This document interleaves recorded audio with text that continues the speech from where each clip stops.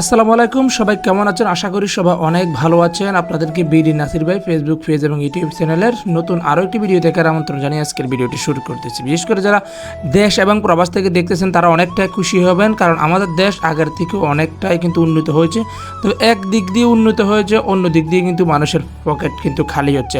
যা হোক, আমি ওইগুলো আর আলোচনা করলাম না আপনাদের সঙ্গে। সবে আপনারা ভিডিও দৃশ্যে যে রাস্তাখানা দেখতে পাচ্ছেন, এটা হচ্ছে ঢাকা চট্টগ্রাম মহাসড়কের 4 লেনের যে রাস্তাটা রয়েছে সেই রাস্তাটা। এটা আমি আজকে মিয়া বাজার থেকে নোয়া বাজার পর্যন্ত যতটুকু যাওয়া যায় ততটুকু আপনাদের সঙ্গে শেয়ার করার চেষ্টা করবো। সো আপনারা যারা নতুন ফলোয়ার্স রয়েছেন অবশ্যই আমাদের পেজটিকে ফলো দিয়ে রাখবেন, যাতে আপনাদের সঙ্গে সবসময় এই ধরনের ভিডিওগুলো শেয়ার করতে পারে। সো আপনারা দেখতে পাচ্ছেন ঢাকা চট্টগ্রাম মহাসড়কের ঠিক 4 লেনের যে ডিভাইডার লাইন আছে, ডিভাইডার লাইনের ঠিক মধ্যখানে বিভিন্ন ধরনের ফলের গাছ, ফুলের গাছ, বিভিন্ন ধরনের সবুজ গাছগাছালি লাগিয়ে রয়েছে। তো আমি এখন যেখানে আসছি এটা হচ্ছে আমাদের ঢাকা চট্টগ্রাম মহাসড়কের ঠিক মধ্যমণি মিয়া বাজার অবস্থিত সেই টাইমস স্কোয়ারের দৃশ্য। আপনারা আশা করি সেই টাইমস স্কোয়ারের দৃশ্যখানা দেখতে পেয়েছেন। কিছুক্ষণের মধ্যে আমরা কিন্তু শীতলীয় রাস্তার মধ্যে চলে যাবো আর অল্প কিছুক্ষণের মধ্যে। সো আপনারা যারা নতুন ফলোয়ার রয়েছেন বা নতুন ভিউয়ার্স রয়েছেন অবশ্যই আমাদের ইউটিউব চ্যানেলে ভিডিওটি দেখে দেখলে আমাদের চ্যানেলটিকে সাবস্ক্রাইব করে পাশে থাকা বেল আইকনটি বাজিয়ে দিবেন।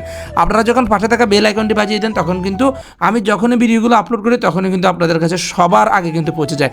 সো আমাদের 14 গ্রামে কী নেয়, মিয়া বাজারে কী নেয়, যা ঢাকা চট্টগ্রাম মহাসড়কের রাস্তা আগের থেকেও কিন্তু দ্বিগুণ হারে কিন্তু সৌন্দর্য বৃদ্ধি পেয়েছে।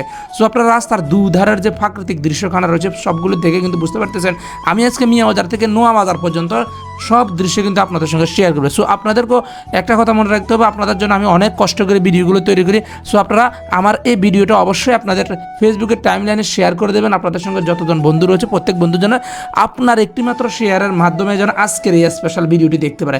তো আপনারা দেখতে পাচ্ছেন আমি কিন্তু আজকে কিন্তু অটো রিক্সা উঠে কিন্তু এই শুটের নিচে অনেকেই ভাববেন যে আমি মোটো ব্লগ করতেছি। না, এটা কোনো মোটো ব্লগ নয়। আমি জাস্ট অটোতে উঠলাম, অটোর সামনে বসে আমার যে ক্যামেরা ছিল সেই ক্যামেরাখানা ধরে রেখেছি। তো রাস্তার এক পাশে আসতেছে, অন্য পাশে কেন আসতেছে না, কারণ আমি রাস্তার এক পাশে রয়েছে। কারণ ঢাকা চট্টগ্রাম মহাসড়কের যে ফার্স্টে দিয়ে আমি এখন যাচ্ছি, এই ফার্স্টে দিয়ে যাওয়া কিন্তু নিজের জীবনটাকে হাতে নেওয়া যায়, কারণ এখানে কিন্তু বিভিন্ন ধরনের অ্যাক্সিডেন্টটা, বিশেষ করে হোটেল টাইমস স্কোয়ার থেকে রাজারমাঠ দিঘির পাড় পর্যন্ত এই জায়গাটা খুবই ঝুঁকিপূর্ণ একটা রাস্তা। তো অতএব আপনারা যারা এই রাস্তাটা দিয়ে হুন্ডা দিয়ে, অটো দিয়ে বা রিক্সা দিয়ে চলাচল করবেন অবশ্যই আপনাদেরকে সতর্কতামূলকভাবে আপনাদেরকে চলাচল করতে হবে। ঠিক দূর থেকে দেখতে পাচ্ছেন ফুড ভিলেজ বা ফুড ভিলেজ একটি রেস্টুরেন্ট, এটা হচ্ছে রাস্তার পশ্চিম পাশে। তা আমি প্রায় কিন্তু নোয়া বাজারের কাছাকাছি চলে এসেছি। আজকের ভিডিওটি আপনাদের কাছে কেমন লেগেছে সবাই অবশ্যই কমেন্টের মাধ্যমে জানাবেন, আর ভালো লাগলে অবশ্যই ভিডিওটি বেশি বেশি করে শেয়ার করবেন, বিশেষ করে যারা আমাকে ভালোবাসেন। আর যারা ইউটিউব চ্যানেলে দেখবেন তারা অবশ্যই আমাদের চ্যানেলটিকে সাবস্ক্রাইব করুন, কারণ আমি আপনাদের জন্য অনেক কষ্ট করে ভিডিওগুলো বানাই।